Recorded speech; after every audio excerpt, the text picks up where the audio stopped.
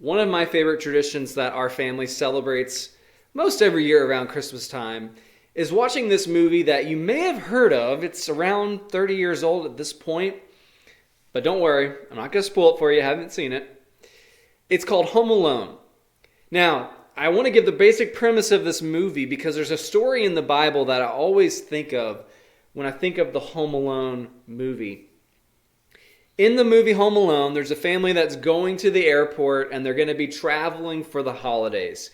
And on the day that they leave for the airport, there's all these people staying in this house together, this large family, and accidentally one of the neighbor's kids shows up. So when they're counting the kids and they're about to leave in the van, they think it's one of these kids. And lo and behold, they get on the plane and they're already on the plane when they realize they left one of their kids at home. And so he is home alone. Now, there was an incident in my life. I remember, this is not going to throw shade at my parents. This incident was really all my fault. Before the days of cell phones, our church was building a new building. And this location was miles away from our old where our church building had been before. And so we were having this huge tent set up and inflatables, and we were celebrating that we were breaking ground at this new location. And so we had baptisms and preaching and a service, all that good stuff. But all of a sudden, at the end of the service, a huge storm came out of nowhere. And so everyone was very frantically trying to keep the tent from flying away, putting away these inflatables, slides, and all this good stuff. And somewhere in the shuffle, there was confusion over who I was going home with in the ride. And I remember just getting very anxious and panicking because I was separated from my parents and I felt lost. Another time this happened when I was at a store. I wandered away from my mom and my sister while they were trying on clothes. And close to an hour later, I finally found them again. I was so petrified, and I remember that feeling. Now, I can look back on those events, and it's humorous and it's funny for me, but I know sometimes these moments can end up much worse and be very traumatic. And the story that we're going to see here in the Gospel of Luke, in Luke chapter 2, verses 41 through 52, is a story that we can view it kind of tongue-in-cheek and think about it through the lens of Home Alone, but it's also a pretty scary moment. So I want you to look at the story. We can consider both of those angles, and maybe if you're a parent or a grandparent, you'll leave having heard this story at least slightly encouraged. So let's look at Luke chapter 2, verses 41 through 51. Now, his parents, that is Jesus' parents, went to Jerusalem every year at the feast of the Passover. So again, this is Passover time, so think same time of year when Jesus celebrates the Passover with his disciples, and he's crucified, and then he raises from the dead, okay? Same time of the year, same time of the calendar that Jews would have observed all these different festivals. And so Jesus' parents, of course, Mary and Joseph, they were faithful Jews, so they observed. Now, when he was 12 years old, Jesus was 12 years old, they went up according to the custom. So notice here, we're not told if Jesus went up every year before this, but we do know that somewhere around a year or two before, around the time that a Jewish boy would turn 13 years old, he would become what some call a son of the commandment. They would become more or less an adult member of the Jewish religious community. And so the custom was that around this time of his age, Jesus would have gone up with his parents. So in verse 43, and when the feast was ended, as they were returning, so picture the scene here, okay? All these people have come to Jerusalem to celebrate the Passover, and now they're going back home. And we don't know how many people are with Mary and Joseph, but it could have been a caravan. It could have been a number of folks that they had traveled with. And so, we think of the Home Alone movie, you think of the McAllisters, and there's like a bunch of kids in this family. And so there is a suspension of belief, a disbelief kind of thing going on. Suspension of disbelief, that's the phrase I'm looking for. there's kind of that going on in that movie, but it's much more understandable here. Like it's very realistic. What could happen is about to happen. Now, as they were returning, the boy Jesus stayed behind in Jerusalem. His parents did not know it, but supposing him to be in the group, they went a day's journey, but then they began to search for him among their relatives and acquaintances. And when they did not find him, they returned to Jerusalem searching for him. Okay, so picture the scene here. Mary and Joseph and their kin, they all leave Jerusalem, but they don't realize Jesus is still in Jerusalem. Now, there's two possibilities here that would make sense to why Jesus got kind of lost in the shuffle here, at least in Mary and Joseph's minds. The first is that they may have had two separate groups, more or less based on age. You may have had like the children and the women together and then the men. And so because of Jesus's age being 12 years old, it's sort of, there could have been this ambiguous time period where maybe they thought he was with the older folks, like maybe he was with the men, or they may have thought, oh, he's with the children. And so there could have been a miscommunication there. The other possibility is that there was just this large caravan group. Maybe their men, women, children are just kind of blended all over the place in how the group is divided up and how they travel. And the group is so large that Mary and Joseph just kind of assume that, well, he must be somewhere in there with his friends or other family members, etc. Just assuming that he was still along. Kind of like, again, a certain family in a certain movie and a certain child gets left behind. So they go for a whole day's journey. So I mean, imagine this. They probably traveled miles and miles, and then all of a sudden they start searching for him like, hey, I haven't seen Jesus in a while. Have you seen Jesus? And then they start looking and where is Jesus? And when they did not find him, they have to go all the way back to Jerusalem. And so they're still looking for them. So if you're a parent here, this is also before cell phones, right? Yeah, and that's also already still stressful, okay? But just imagine Mary and Joseph here and the panic, the anxiety they may have felt at this moment. Okay? So they returned to Jerusalem, and after 3 days, they found him in the temple.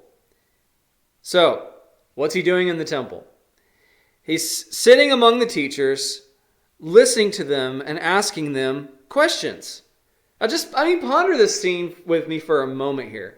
Jesus' family leaves and he's all alone in Jerusalem.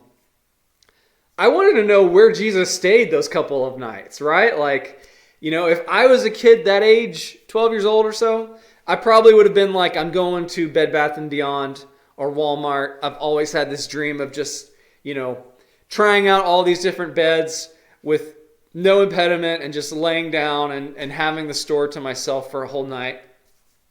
That just sounded like a fun thing as a kid. And it still kind of sounds fun, I guess. And so, where was Jesus? Well, when they come there, they find him in the temple. And notice, he is sitting among the teachers. Just notice Jesus' eagerness to learn here. And then all who heard him were amazed, in verse 47, at his understanding and his answers. So Jesus here, a 12-year-old kid, is having conversations of both listening to and answering questions and showing amazing knowledge with these guys that would have basically had the intellectual knowledge and pedigree of maybe someone like with a PhD. And that would have been like how deep their understanding of the Old Testament was. And Jesus is with these guys and just blowing everyone's minds. And so in verse 48, and when his parents saw him, they were astonished. Okay? Just imagine, right? That you walk in on your kid like this. And his mother said to him, "Son, why have you treated us so? Behold, your father and I have been searching for you in great distress." I'm sure it was great distress, okay? And then Jesus' response in verse 49. And he said to them, "Why were you looking for me? Did you not know that I must be in my Father's house?" Now this is really amazing. Jesus here already is going to specify his unique understanding, his understanding of his uniqueness in his relationship to God. My understanding is that the Jews would have often said things like "Our Father." So Jesus teaches his disciples the famous Lord's Prayer, "Our Father in heaven." They would have said "Our Father" and things like that. They wouldn't have said "My Father" like this. They would have at least said "Father in heaven." They would have added something like this. But Jesus just says "My Father, my Father's house." And so there's a uniqueness here that it's easy to possibly overlook, that the Jews typically didn't speak this way. Okay? And when you read through the Bible, the New Testament in particular, you see Jesus' claims to who he is. There are some things that is easy for us to not see, that the Jews would have understood the way Jesus said certain things. The words that he chose were specifically claims to divinity. Claims to, I'm God. That's what Jesus was saying by many of those statements. And so, "Did you not know that I must be in my Father's house?" Okay. And they did not understand the saying that he spoke to them.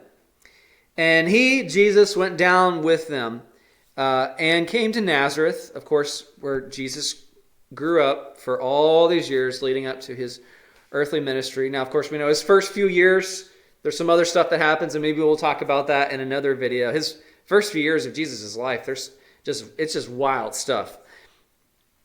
And Jesus' mother, so notice he goes down, he's submissive to them, and his mother treasured up all these things in her heart.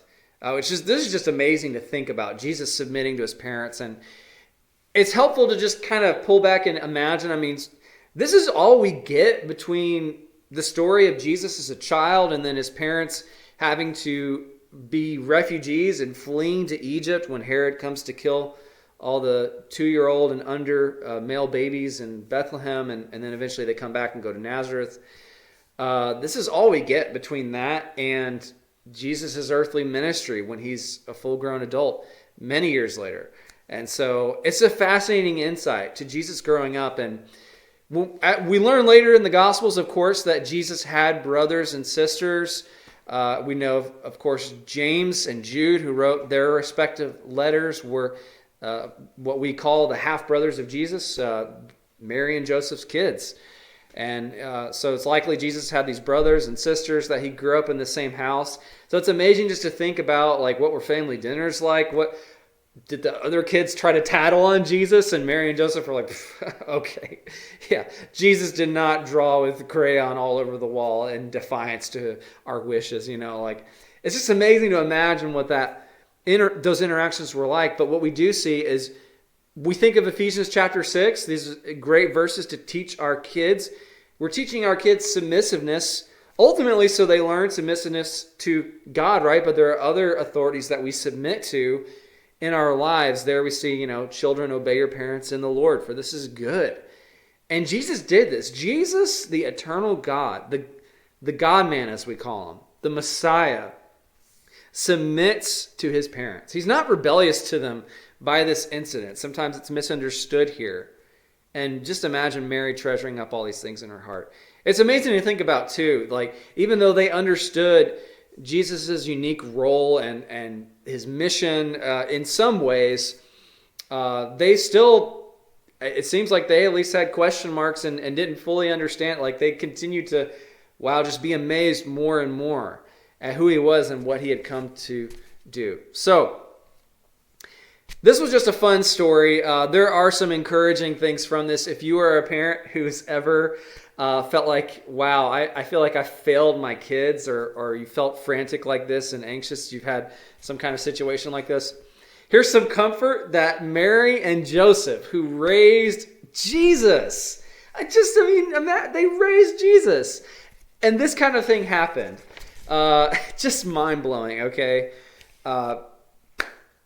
Wow. just incredible to think about. So before I'm gushing here, but I love this story. So if you enjoy Home Alone film, maybe this puts a new perspective on it. You think about that and this story going into the future. So if you're a youth or a kid, you're still living in your parents' house, this is a great story to teach your kids or teach your grandkids. Hey, you want to see an example of submitting to your parents? See how Jesus submitted to his parents, and take them to Luke chapter 2. So thanks so much for watching. Hope you have a Merry Christmas and a Happy New Year. God bless.